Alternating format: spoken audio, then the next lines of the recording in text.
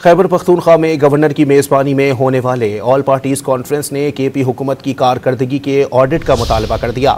Governor Faisal کریم کنڈی نے صوبے کے معاملات پر سیاسی اور تکنیکی کمیٹیاں تشکیل دینے کا اعلان کیا۔ وفاقی وزیر امیر مقام نے وفاق پر فنڈز روکنے کا الزام مسترد کر دیا۔ صوبے کی حکمران جماعت تحریک انصاف نے اے پی سی کا بائیکاٹ کیا۔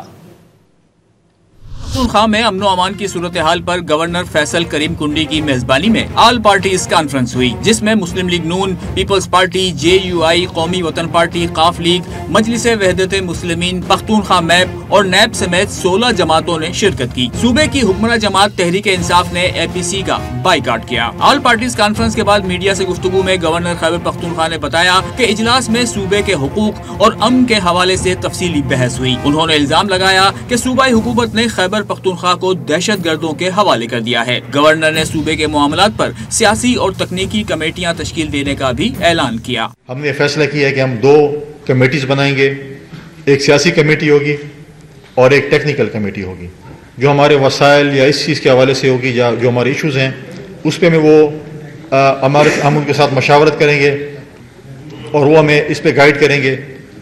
اور دوسرا جو ہے ہماری ایک سیاسی کمیٹی ہوگی جس کو ہم سیاسی جرگہ کہیں گے۔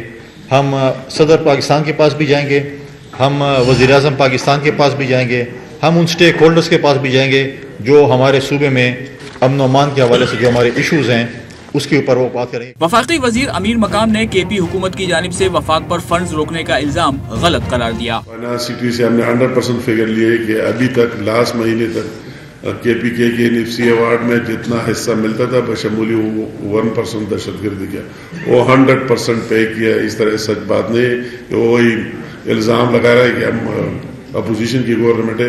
جس طرح دوسرے صوبوں کو جا رہا ہے اس طرح کے پی کے کو بھی آ رہا ہے۔ یہ اور بات ہے کہ وہ لگا کدھر رہا ہے۔ اے پی سی کے اعلامیے میں مطالبہ کیا گیا کہ کے پی حکومت کی کارکردگی کا آڈٹ کیا جائے۔ اعلامیے کے مطابق سیاسی جماعتوں نے خیبر پختونخوا میں امن و امان کی صورتحال پر تشویش کا اظہار کیا ہے۔